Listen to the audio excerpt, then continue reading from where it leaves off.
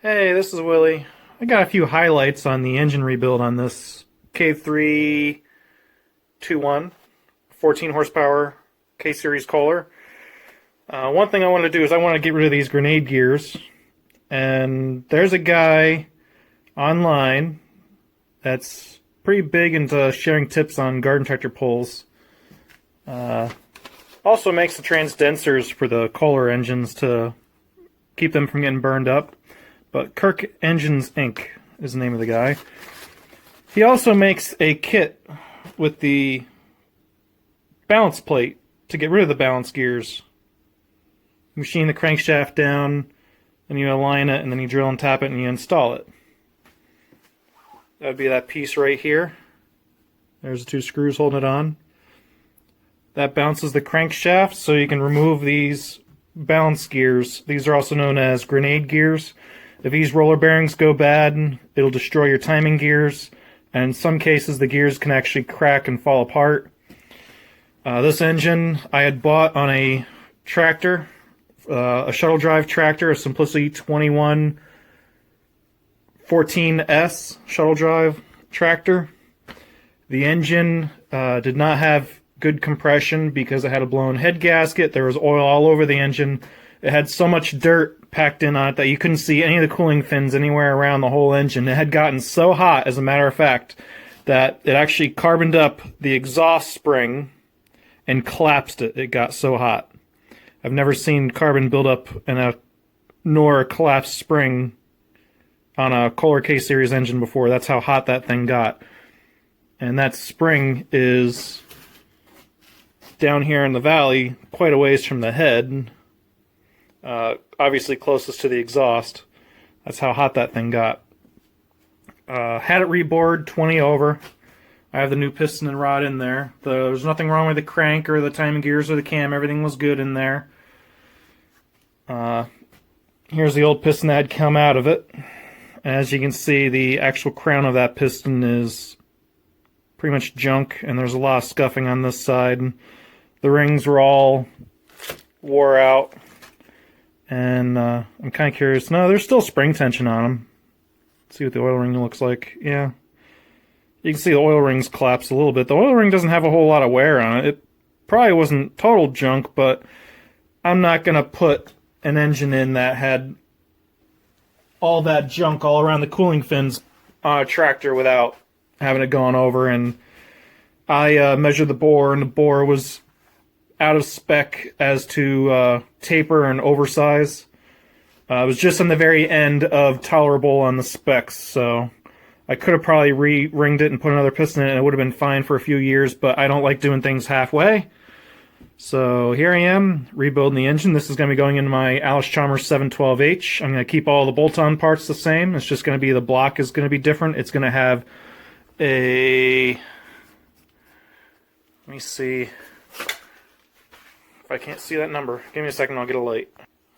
It's going to have a K321 cast here in the block, granted it's upside down, instead of a 301. That's the only difference you're going to see externally with the naked eye as for a difference in the engine. So, just thought you guys would enjoy that. Let me see if I can't get you in there.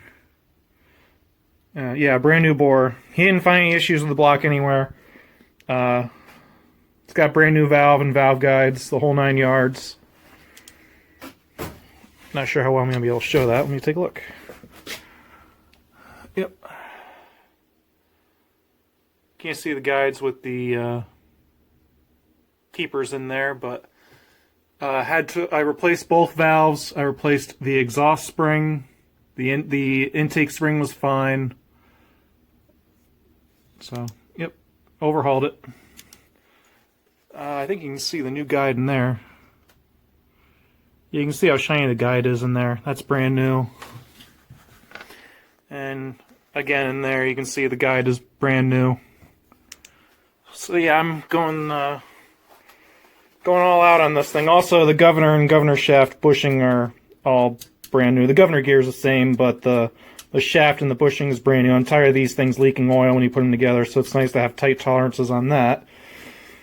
So I'm going to continue on. I don't know if I'll have any other good info for you guys. All the specs are pretty much online, free to anyone that wants to print them out. One thing I had used was these fancy pliers that we had cut grooves in for the clips for the wrist pin. That helped quite a bit. Not much left to the story to tell. I do have a set of new points in the condenser. I believe I have a new set of spark plug wires for it, or a wire kit for it. So yeah, this thing's gonna be like brand new. It already had a carburetor from I Save Tractors from a couple years ago because the bushing was bad on the carburetor. Matter of fact, I Save Tractor had a majority of the parts to rebuild this engine, with the exception of a few odds and ends like the bushing shaft, the spring, and probably a few other parts I can't think of off the top of my head, but you get the idea. Torque to the rods, cap bolts to 24 foot-pounds, just like the online specs said, and I'm going to continue on, so maybe there'll be more, we'll see.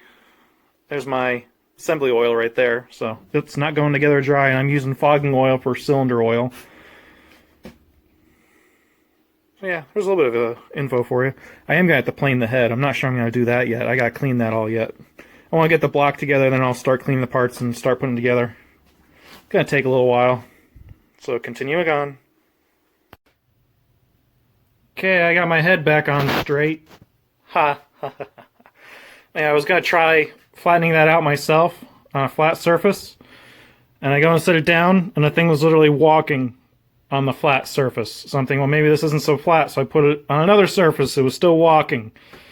I had to take it down to an engine shop, and he had to plane the top of it off in order to flip it upside down and then get a flat surface to indicate off of in order to plane it down. And he had to take 25 thousandths off the head to get it back flat again.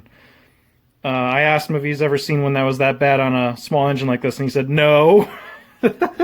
So yeah, more proof that this thing was overheated to an inch of its life. But even then, if you look at the actual block, I'm not sure how good it's going to look, but it's got a lot of the original paint still on it. I mean, there's some rust here from all the dirt sitting on it, or lack of paint when they sent it from the factory, but all in all, the engine's nice and clean. Even the that's the start. It came off of the 301, I'm sorry.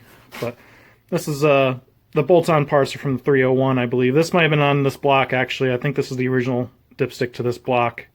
And that still has the same paint as what this block has on it from 1985, 86-ish. But yeah, it's not in bad shape, despite the fact that it's been overheated to a huge degree, to say the least. Anyway, got that all together, starting to go together nice. I even still have an original fuel line from 1985 on this thing. I guess they used Viton or good quality rubber and just doesn't get stiff or crack or anything like that. It holds up really good. I wish they still made stuff good. Got my governor on there, well, the governor control lever on there. Anyway, this is the PTO I had on here for the front attachments, and as you can see, I have a problem with this crankshaft versus the other engine.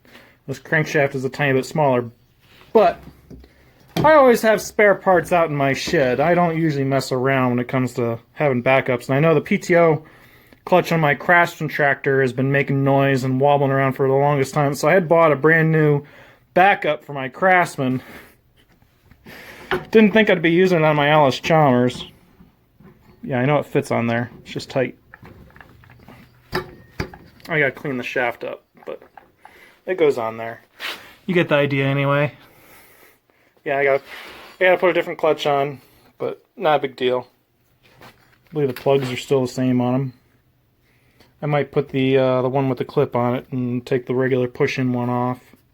That's just swapping pins. That's not a big deal, but yeah. Kind of hard to throw me for a loop with my shed full of spare parts. Now I'm going to get ready to fill this thing up with oil. Since all of the ports are closed off, there's nothing open on this engine, I can put my oil up to the fill mark.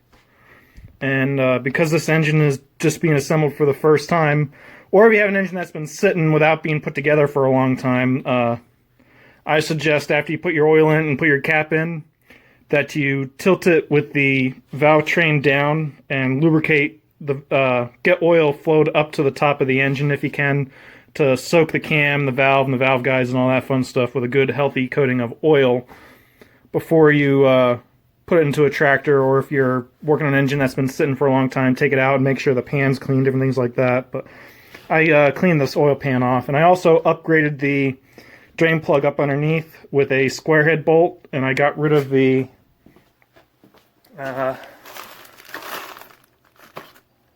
I shouldn't say got rid of, I swapped out, if I can figure out where I put it. Hang on. I knew it was in there somewhere, but I don't know where it went. I'm having some technical difficulties. There it is. I took the brass plug out and I stuck a square head bolt in, or square head plug in with a magnet on the end to try and catch some of the metal, so whenever I change oil it'll be on the plug instead of running around through the engine. So that was a quick update I did. So let me get the oil in here and I'll show you what I do as for getting it up into the upper end, because I don't want to drop the engine. I want to kind of rest it and then tilt it. So we'll go from there. So hang on.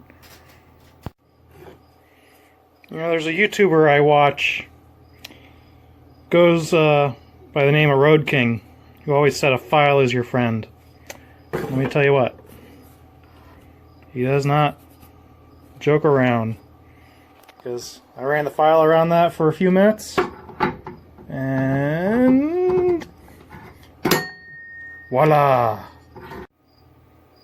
Okay, I went on my shed and got myself a spacer. Now I'm not sure if I went over it with a whole lot of detail, but this is a stud I made. I put some flanks on the sides of it on here, and I also put a flathead slot in it. That's going to go into the grooves on that clutch right there. So utilize the same hardware for the exhaust bracket to hold the PTO clutch. Now there's a divot right here that lines up with those bolts on top. Okay. Gonna see if I can do that with one hand or not. That goes right here. I'll thread that in with a flathead screwdriver as best I can.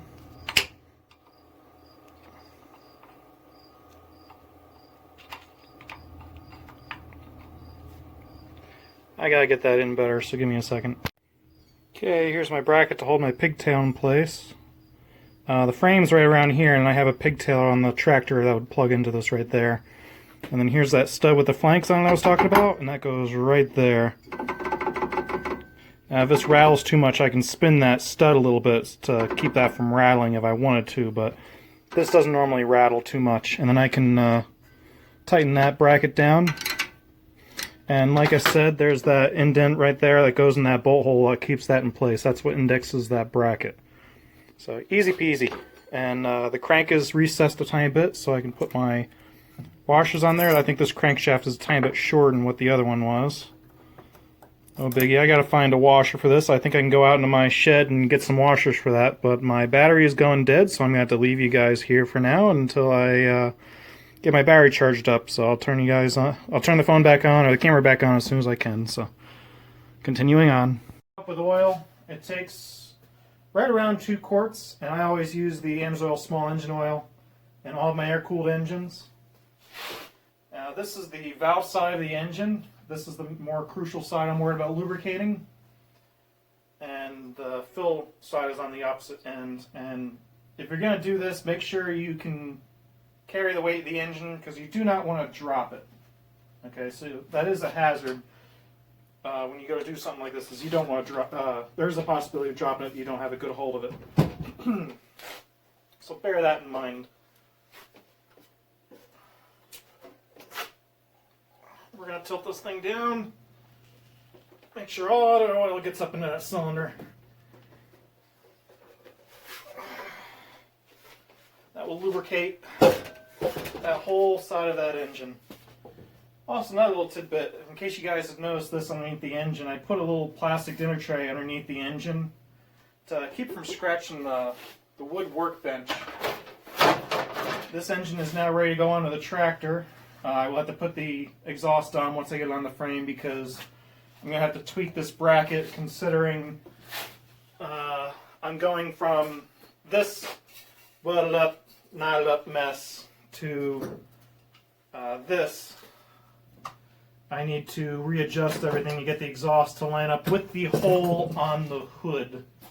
That being said, I'm not going to throw this away, because I can, this elbow just comes out, and I can cut this off and re-weld it straight if I have to. The muffler is still fine, so I didn't destroy a good muffler. I just have to fix the tip on it and take this elbow piece out of it. That's not a big deal. Just thought I'd let you know.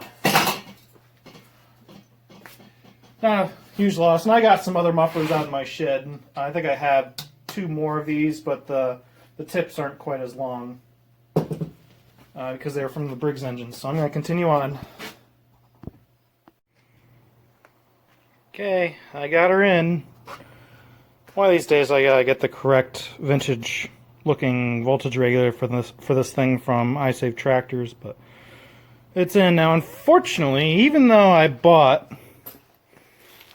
a nice used muffler, I think this one's a little bit too long from the black elbow. The block to the actual bend I think is a little bit too long, but could not get that to line up even when I used the elbow from the other exhaust on here. Could not get that to line up with the hole, probably because the hood is all banged up and bent and mangled and destroyed, and you can see all these little dents on the front and on the top. It's almost like as if something actually fell on it.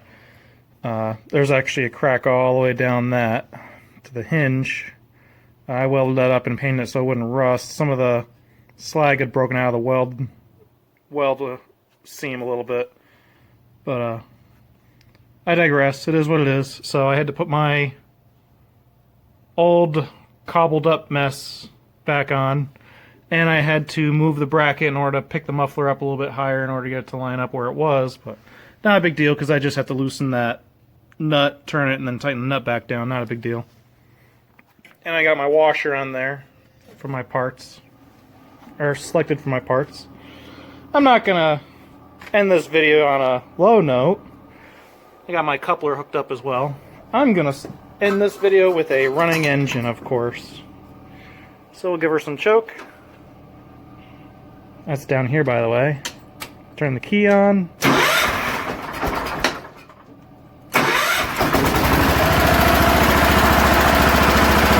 Runs pretty good.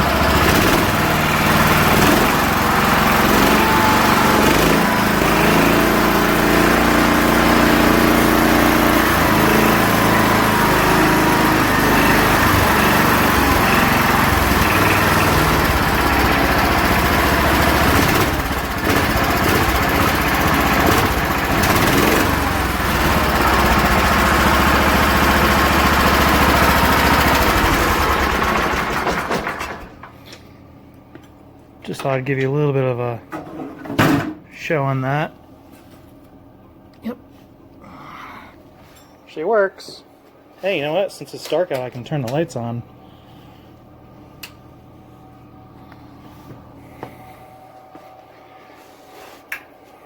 Look at that.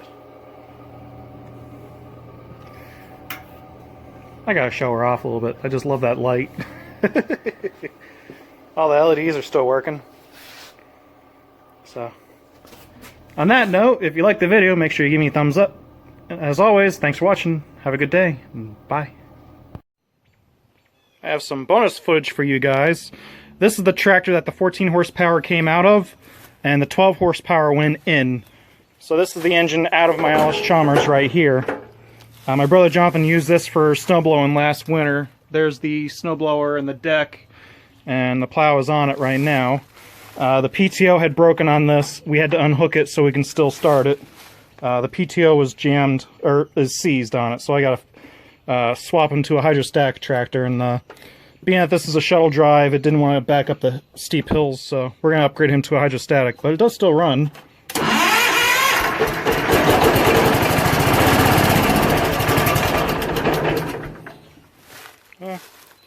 Kind of. I'm not sure why it's being a little grumpy.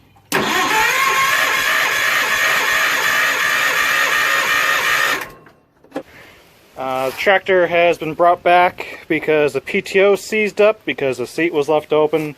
Steering wheel was broken off. And it quit running because there was water in the gas. I just drained out the fuel bowl. It should start now.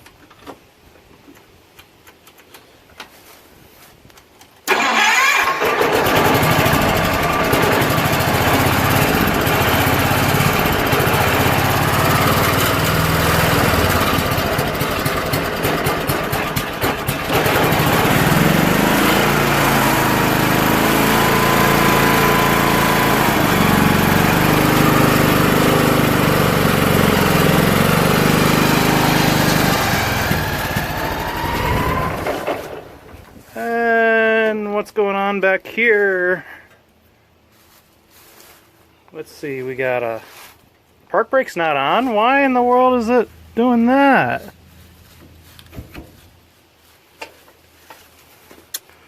Boy, trouble continues. Yeah, that's just some bonus footage for you. Straighten that out later when I swap it onto another tractor. The one with the hydrostatic that has the smoking engine, I'll swap this engine out.